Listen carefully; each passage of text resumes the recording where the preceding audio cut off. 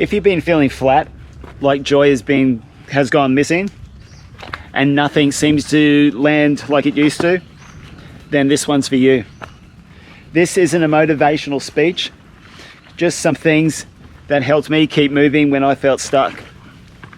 This won't fix everything overnight, but it might give you something to hold on to when you can't get moving.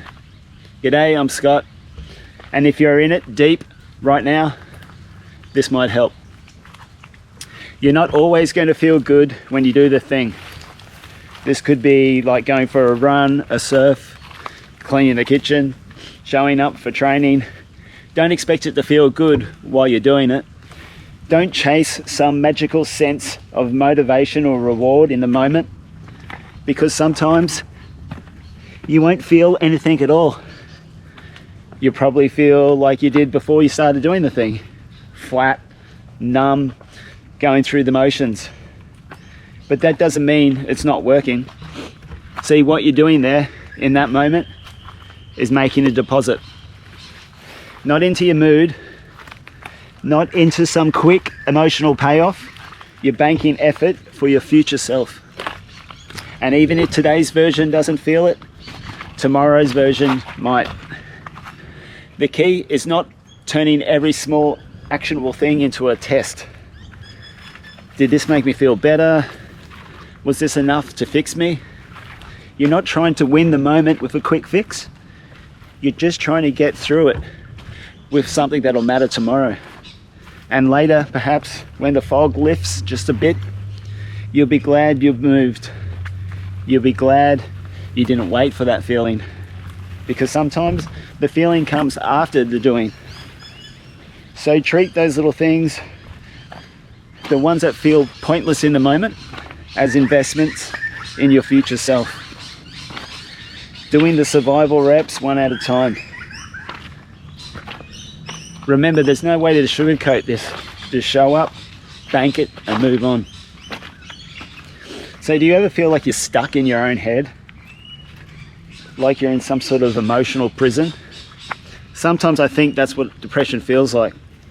And the cruel part about this is, you don't always realize when the door's open. Here's what I mean by that.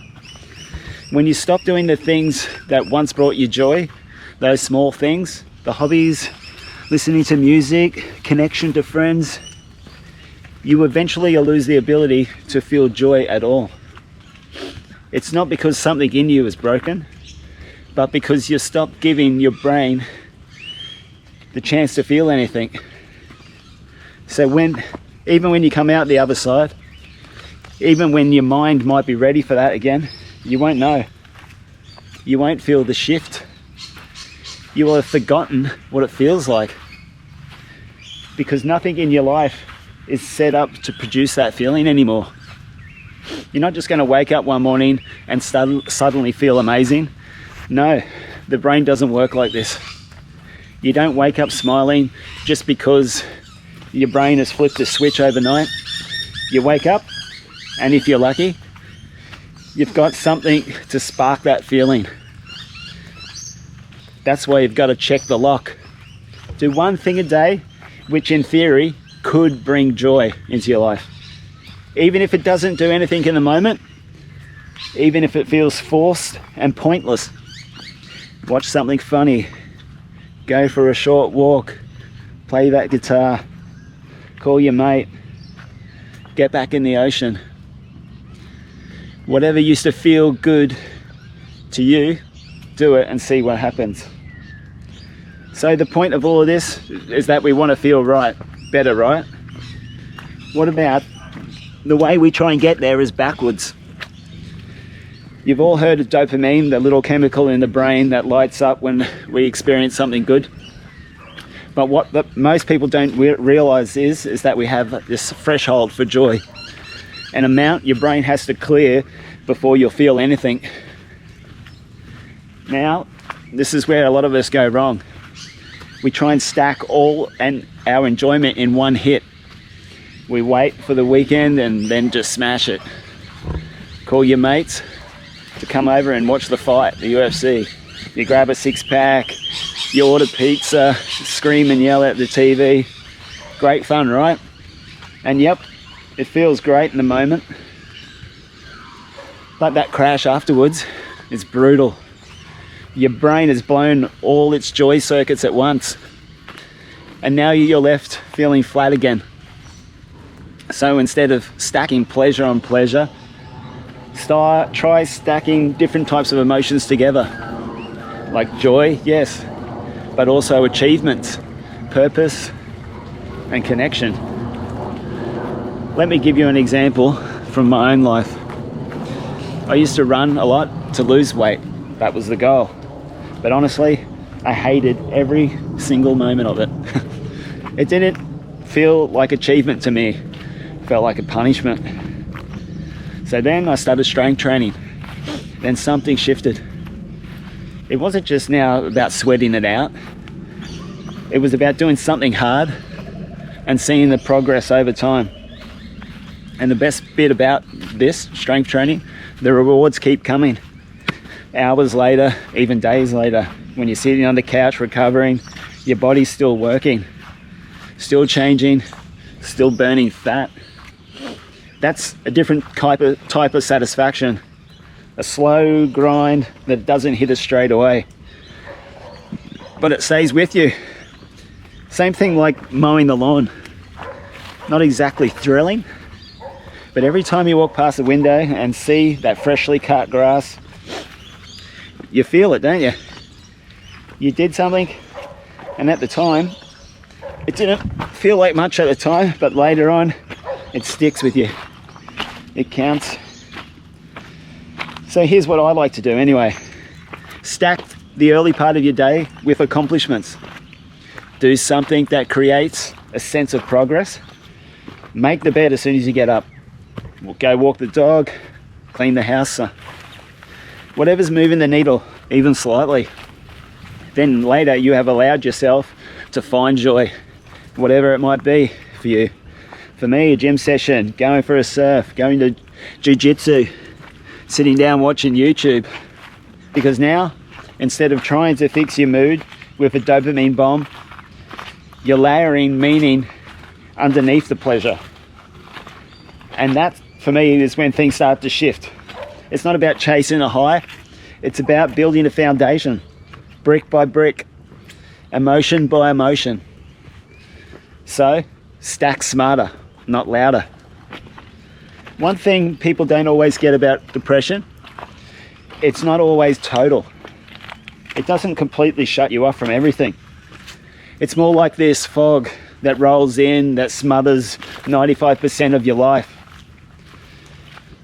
But there's still little gaps, like loopholes. And that's where your lifeline might be. Let's take food, for example. When you're low and down, most food tastes bland and nothing really excites you. You eat because you have to, not because you want to.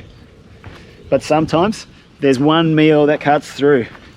Something simple, something nostalgic, something that just lands when you eat it. You taste it, and for a moment, the fog lifts. Same with people. You might not want to be around crowds or even your usual circle of friends, but there's always that one person, your best mate, your partner, your mum, your dad, someone who when you're with them, you feel more like yourself again. Not fixed, just present. That's the loophole I'm talking about. Same goes with hobbies. You might not have the energy for the whole thing, but there's often one thing that you can do that calls you back. For me, in these moments, is bonsai. Usually starts with me just picking up the scissors and having a look at a plant, a tree. I might take off a few leaves, then a branch, and then before I even realize it, I'm in it. Quietly shaping something living. It's slow and focused, and for a little while nothing else exists. And at that moment, with that singular focus, you break through, because sometimes when you're in that state, it's not you've lost the capacity of joy, It's just you've lost the connection to most of the things that used to bring joy. That doesn't mean joy is gone from your life, but it means it's still there, just hiding in places that you haven't checked in a while. Sometimes it takes one right move, one old habit, a mate that just rings you up to remind you that you're not broken. You're just fogged up. It's not always obvious, but they're there. Then the more you find them, the more you'll start to lean into those loopholes. The more daylight starts to break through. So don't write everything off. You might be surprised that still gets through when nothing else can. Let me hit you with this strange thought, but it's dead true. You don't have to care to do the thing. It's weird, right? We're told we should be passionate, inspired, motivated, that action should come from feeling, but depression flips that upside down. You stop feeling much of anything, and the question starts to becoming, can I keep going anyway? So here's where it starts to get wild. You can keep going. You can brush your teeth without caring. You don't care about going for a walk, just go and do it. Eat something decent, train, call a mate, all while you feel nothing. It's not failure, it's not weakness, it's actually what resilience looks like. Because sometimes your brain won't just give you that reward. You'll do the thing, then you'll get nothing back from it. No rush of pride or no relief, no joy. And in that moment, the biggest trap is thinking that, well, that didn't help at all. So what's the point of doing it? What's the point of any of this? But here's the truth. Well, I think the goal isn't always to feel better. It's just to stop the slide, to draw a quiet line in the sand and say, not today. You're still treading water, but barely, and you're still here. And when life's got you in the deep end, that alone is a win, just to be here. So what do? You do the thing anyway, not because it feels good, but it aligns to who you want to be, your future self. It nudges you even 1 millimeter away from the darker edge. Here's the kicker. You don't have to care about not caring. Just do the thing anyway. You can say to yourself, I don't feel like doing this, and that's okay. Doesn't mean you're broken or you're lazy. You're just walking through something heavy, and I'm going to keep walking anyway. You're not waiting to feel ready. You're just doing the next right thing. And slowly, that apathy lifts. It's not all at once. It's not in some big dramatic moment, but in fragments. We start to see it in tiny sparks that return when we least expect them. So if you're stuck with me this far, let me just say this. You're not weak for feeling low. You're not broken from feeling nothing, but you're strong. If you're still here, you are strong. You're still showing up. You're still putting one foot in front of the other, even when it feels pointless. So let go of the idea that every action has to feel good, or that growth only comes with fireworks. Sometimes the strongest thing you'll ever do is just getting out of bed, brushing in your teeth, and keep moving.